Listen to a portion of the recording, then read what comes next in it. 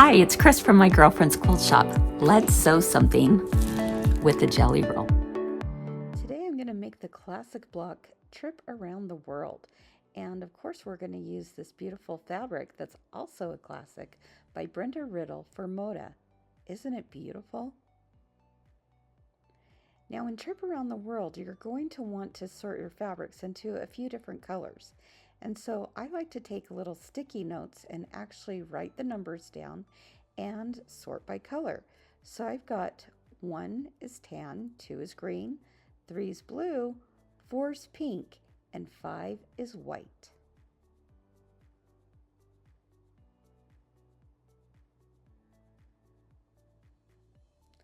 Now when fabric comes off the jelly roll, it's actually folded, so you have 2 layers in one strip. So you just go ahead and cut those layers apart so that you're working with smaller strips when it comes time to piecing them all together. I like to cut off the selvages so I have a nice clean start, and now you can see that I've got all my colors ready to go. First thing I'm going to do is sew them into strip sets. So using a 1/4 inch seam allowance allows me to sew 5 in a row. Don't worry about the selvages at the end. We'll be able to take care of that later. Just go ahead and stitch away. It's getting there.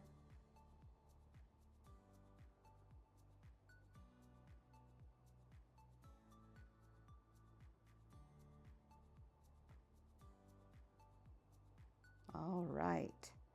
Now that that's all sewn as a strip set, I want to fold it over one more time in order to create a tube. See the tube? I'm going to flatten it out, and notice I'm not even pressing it with an actual iron yet. Oh, there we are, removing the selvages. See the little tubes I've created? I'm going to go ahead and subcut this into 2.5 inch strips.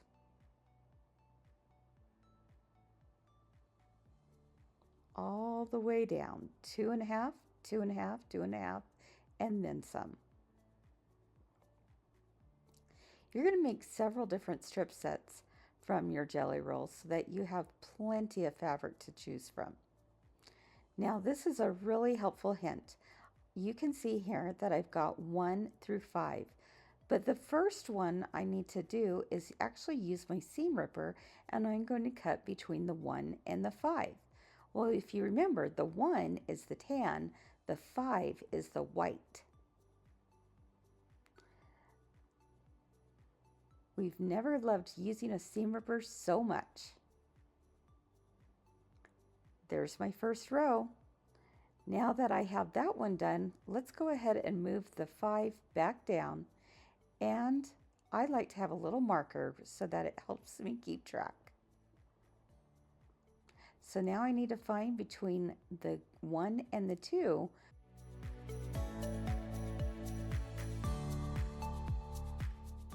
which is the tan and the green.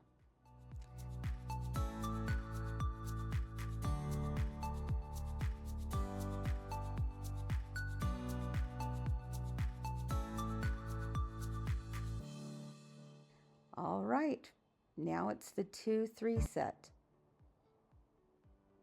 2 is green and 3 is blue.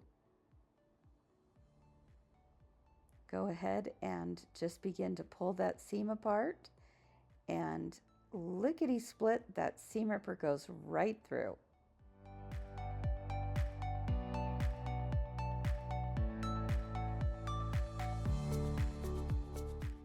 Do you see the formation that's happening? Already you can see different patterns forming. All right, we go to 3 and 4. That's blue and pink. One more time, I'm going to take a look at one of my little tubes, find the blue and pink, pull it apart just a little bit, and go ahead and rip apart. Easy peasy.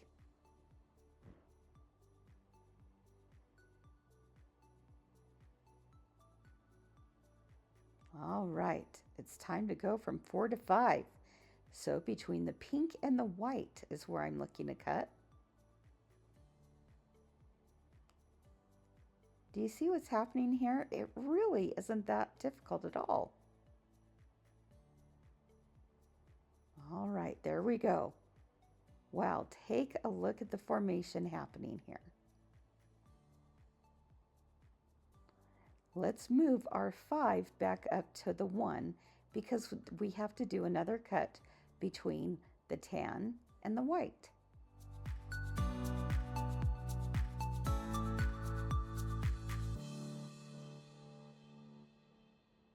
Pull it slightly apart and go ahead and rip away. Are you starting to get the hang of it? All right, now that we've gone up, it's now time to go back down.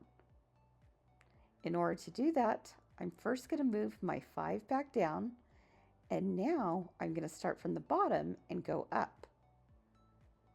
So I'm between the white and the pink. Let me go ahead and find it. There we go. Pull it apart and rip away. All right, make sure that your strip is headed in the right direction. I'm now with the 4 and the 3. That's blue and pink, cut away, blue and green, cut away, and green and tan, cut away.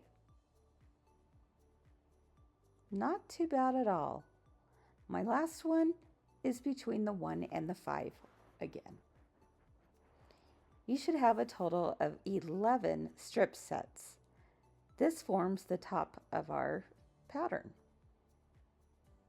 Now I'm just going to sew all of these together, right sides together, and if you notice, there's one little guy hanging out extra. Don't worry, he's just fine. We'll add him later. All right, this is why it's important to nest our seams. When we do that, we can butt up the seams one against the other. Notice that I saved a ton of time by actually not pressing beforehand and not even pinning. I'm just going to go ahead and butt up those seams as I sew, and they're just going to push right into one another. And I'll have perfect corners.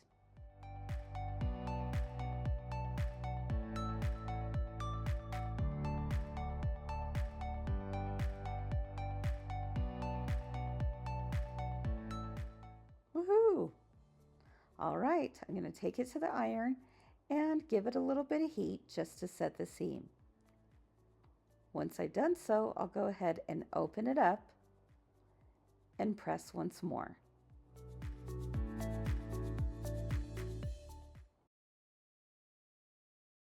Make sure not to press too hard. Notice my number 1, the tan, is always going to be in the top left-hand corner.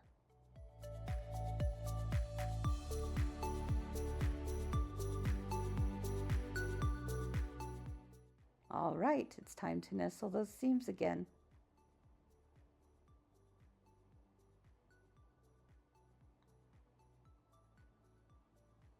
And press once more.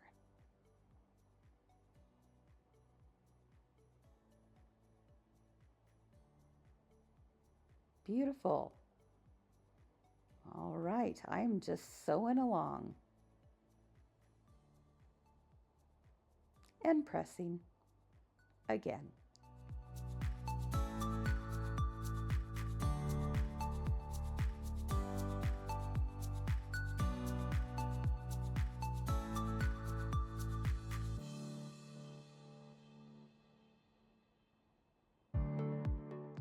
There we go. Oh, see the little straggler? It's time to add him on at the end. And there we go. The top of my formation is finished. Now I get to do it one more time. The same exact way. But this time, notice I've got almost 2 mountaintops. That's right, I've got to just turn it around. Except there's one more thing I need to do before I do that. And that is I'm going to add another strip that was cut between the tan and the white. I have a 2.5 inch square in the middle and finally another strip that was also cut between the tan and the white. When I sew all of that together, I have this beautiful trip around the world block. Take a look, but not just one, I gotta have two. And all I have to do is sew those two together, and I'm gonna have a table runner before you know it. Woo! We did it! But you know what would make it even better? If I finished it. And so I'm really glad that I have Kimberbell's Clear Blue Tiles to help me do just that. So I first get on the Kimberbell website and I'm looking at all of the different designs there for background quilting. I've narrowed in to what I want, and I love the best part is that it's an instant download. Add to cart and I'm ready to go. All right, Clear Blue Tiles. What did I ever do before I add these? Oh my goodness, they are so simple to use. I love them. And this is how I'm going to be able to do quilting on my embroidery machine. All you have to do is place it on your quilt, mark it, and then I'm going to quilt it. It's really that simple. There are so many different configurations you can do, and it is just as easy as can be. I love the fact that I'm going to be able to finish my quilt top tonight.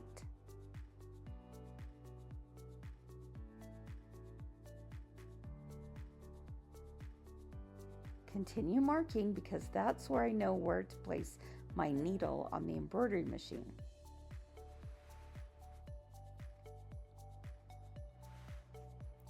I look at it almost like a puzzle, or maybe even a stamp, if you will. Wherever the clear blue tile goes, that's where the design is going to go right under. Now don't worry if you don't have enough space to do the full size again. Lots of different sizes are included in the clear blue tiles. And I want to make sure to write in the little window what design size I'm using. That's a big deal, especially when it comes time to pulling those designs up on my machine. There we go. All I have to do is go ahead and layer the backing, the batting, and my top. Using a little 505 spray adhesive has really helped. Smooth all those wrinkles out. And finally, I'm going to place just a little bit of paper tape all the way around my edges. Go ahead and pull up my design. Make sure you find the right one for the tile size that you're using. There we go. I love the cabbage roses.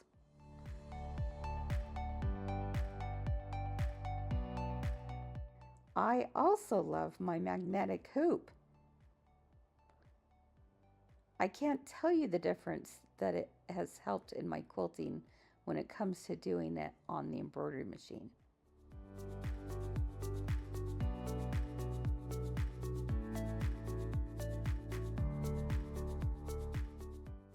Does anyone else get as excited as I do watching this machine go? When I'm finished in one area, I'm just going to take my magnetic hoop and keep it in the machine, take just the top off, maneuver my quilt, making sure the needle is over my center dot, and then simply place the top back on top of the quilt.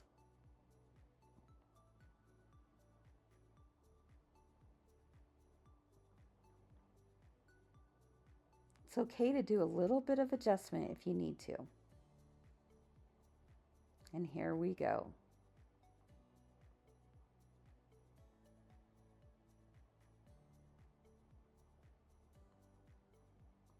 And you know sometimes how you have a lot of bulk to the right? Well, Kimberbell has the little slat bands included in the Clear Blue Tile system that helps keep it all out of the way. and we're almost finished.